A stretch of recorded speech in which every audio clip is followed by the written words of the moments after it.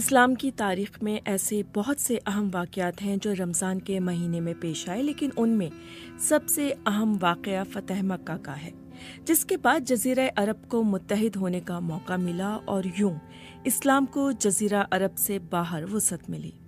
فتح مکہ نے اسلام کو پھیلانے میں کیسے کردار ادا کیا، اس سے پہلے مکہ کی اس حیثیت کا جائزہ لینا ضروری ہے جو اسے اسلام سے قبل حاصل تھی۔ ڈاکٹر عقیل عباس جعفری کی تحریر سنیے نعتیہ سلیمان کی زبانی۔ مکۃ المکرمہ عرب کا مرکزی شہر اور عالم اسلام کا دینی اور روحانی مرکز ہے۔ اس کا ذکر تورات اور انجیل میں بھی آیا ہے۔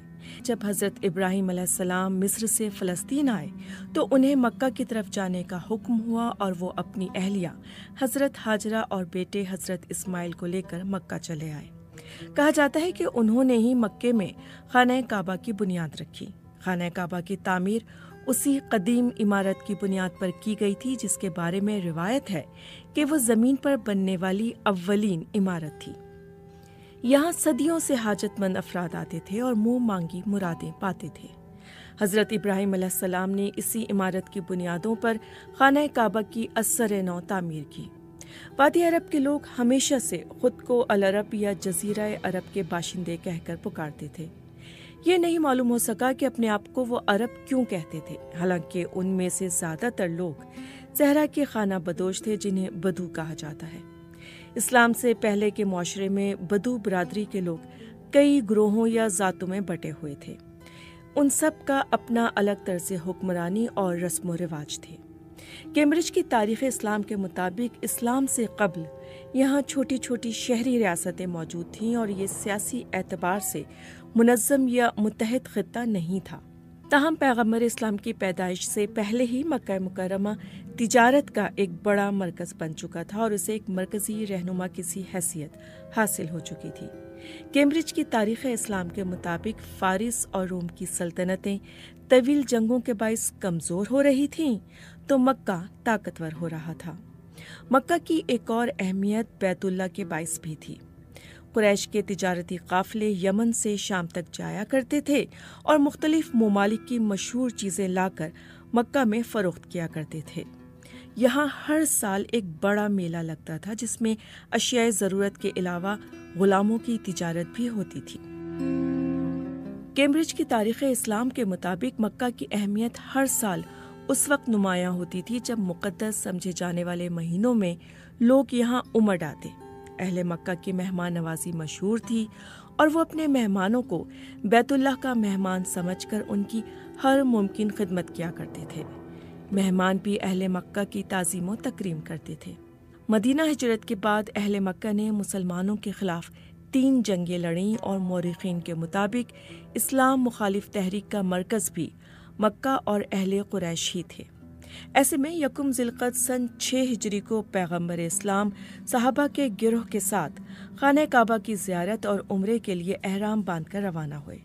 عربوں کی روایت تھی کہ جب کوئی شخص احرام باندھ کر مکہ مکرمہ آتا تو اسے روکا نہیں جاتا اور یہ دستور صدیوں سے رائج تھا۔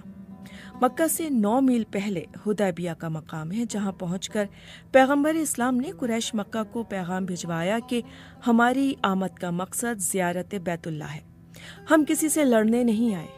یہ خبر سن کر اہل قریش نے عروہ بن مسعود کو مسلمانوں کی طرف بھیجا تاکہ عمرے کے ارادے سے باز رکھنے کی کوشش کی جائے، لیکن عروہ بن مسعود کو ناکامی ہوئی۔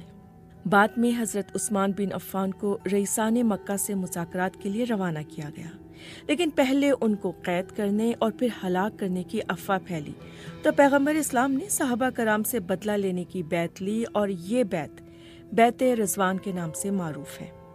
اس بیعت کی اطلاع قریش تک پہنچی تو انہوں نے اطلاع بھجوائی کہ حضرت عثمان زندہ و سلامت ہیں اور وہ مسلمانوں سے وعدہ کرتے ہیں کہ وہ اس سال واپس چلے جائیں اور آئندہ سال واپس آ کر خانہ کعبہ کی زیارت اور عمرہ کریں۔ اہل قریش نے وعدہ کیا کہ مکہ کو 3 دن کے لیے خالی کر دیا جائے گا تاکہ کسی تصادم کا اندیشہ نہ رہے۔ ان تجاویز کو تحریری شکل دی گئی جن میں چند اور شرائط بھی شامل تھی اور اسے معاہدہ حدیبیہ کے نام سے یاد کیا جاتا ہے۔ اس معاہدے کی بعض شقیں بظاہر مسلمانوں کے خلاف تھیں، لیکن قرآن میں اس معاہدے کو فتح مبین قرار دیا گیا۔ معاہدہ حدیبیہ کو بمشکل 1 سال ہی گزرا تھا کہ بعض ایسے واقعات پیش آئے جس کے نتیجے میں قریش نے معاہدہ حدیبیہ کو توڑنے کا اعلان کر دیا۔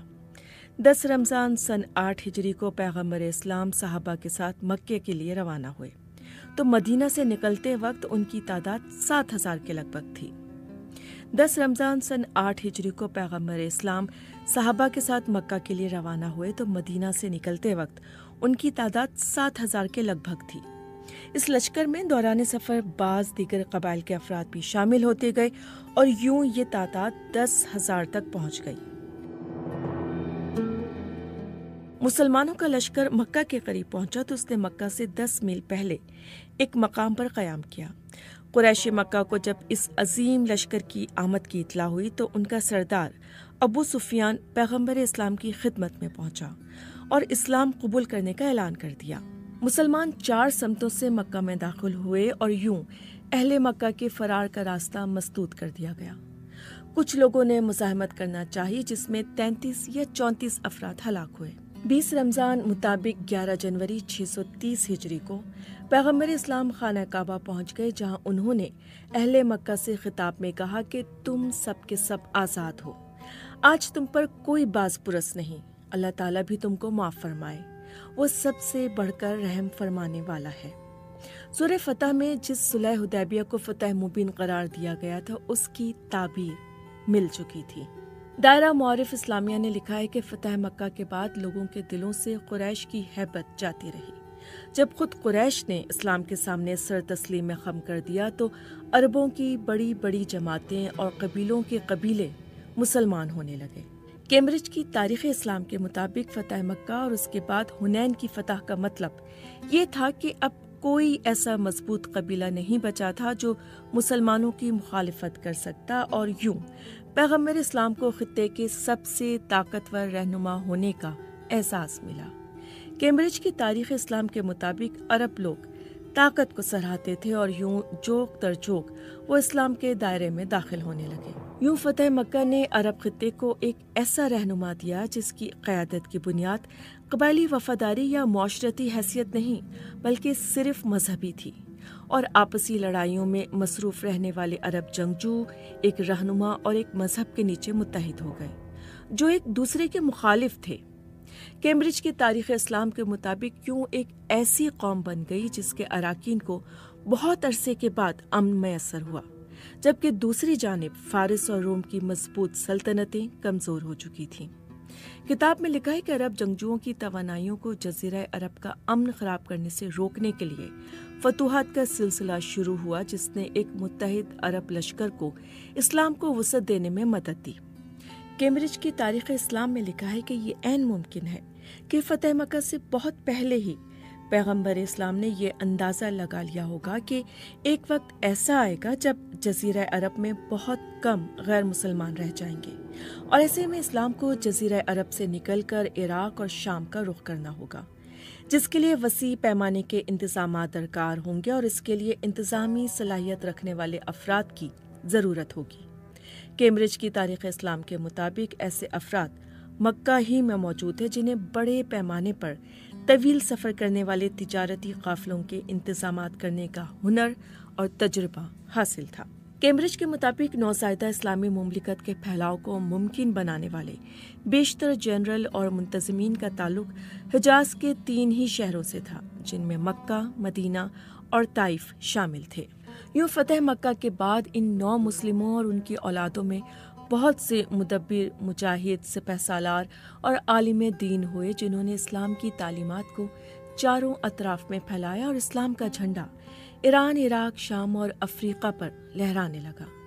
پیغمبر اسلام کی وفات کے بعد مدینہ کے دارالخلافہ کی حیثیت برقرار رہی، مگر حج کی وجہ سے مکہ کی دینی و روحانی اور علمی مرکزیت قائم رہی۔ بنو امیہ کے دور میں اسلامی دنیا کا مرکز مدینہ سے دمشق منتقل ہو گیا، لیکن اس کے باوجود مکہ اور مدینہ کی مرکزی حیثیت اپنی جگہ برقرار رہی، جہاں دور دراز علاقوں سے لوگ اپنی روحانی اور علمی پیاس بجھانے آتے تھے۔ مکہ کی مرکزی اور روحانی حیثیت آج بھی برقرار ہے اور آج بھی دنیا کا ہر مسلمان خانہ کعبہ کا رخ کر کے نماز پڑھتا ہے۔